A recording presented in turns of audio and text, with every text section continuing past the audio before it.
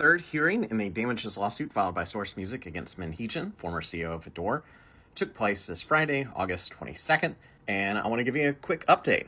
Now, for some background on this case, Source Music filed the 5 billion Korean won damages lawsuit in July 2024, citing defamation, business obstruction, and insults, claiming Min harmed their reputation by publicly asserting that 1, she personally cast the members of NewJeans, 2, HYBE broke its promise to debut NewJeans as the company's first girl group instead of LE SSERAFIM, and 3, that Source Music neglected the members of NewJeans. And Source Music has consistently denied those claims, saying Min's statements caused severe damage against the company. Again, this is the third hearing, and previously they've referenced various Kakao Talk messages, and Min's side has continually argued that they were illegally obtained, and that was pretty much the focus of this third hearing, was that debate. Because Min's side had argued that the chats obtained without consent and therefore violated Korea's Telecommunications Privacy Protection Act, and thus they thought they weren't relevant and that they couldn't be used. Well, the court decided against her and declared that the Kakao messages submitted by Source Music are admissible as evidence. According to the ruling, this is because the relevant party had shared the password and circumstances suggested no unlawful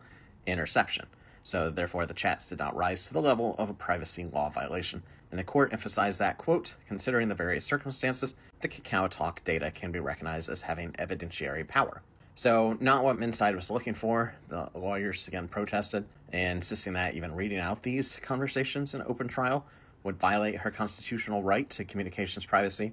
But the judges countered that civil trials are by default public, and that objections could only be raised in real time and not in advance. And Source Music's attorneys emphasized that Min herself had once read Kakao Talk messages aloud during her infamous press conferences last year, using them to criticize HYBE and Source Music. And the only thing that's interesting to me about that is that's the second time, especially with these Kakao Talk messages, where there's been an implication that because they're in the public sphere, in some form or other, they can be used, which is just not, I'm not a lawyer, but it's not what I'm familiar with Western courts in particular.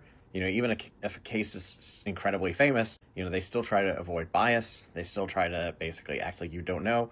That's why they will sequester some juries. So, yeah, that argument of, it's been in the public sphere is just kind of always odd to me, but it's twice that it's been referenced. So I just want to, mention that. So we don't know a whole lot more after that. We just know, again, that they've allowed the Kakao Talk messages to be admissible. So we will see where it goes from here. There will, in fact, be a fourth hearing, which will take place November 7th, 2025. So we should learn more then, but that's still going to be a couple months away.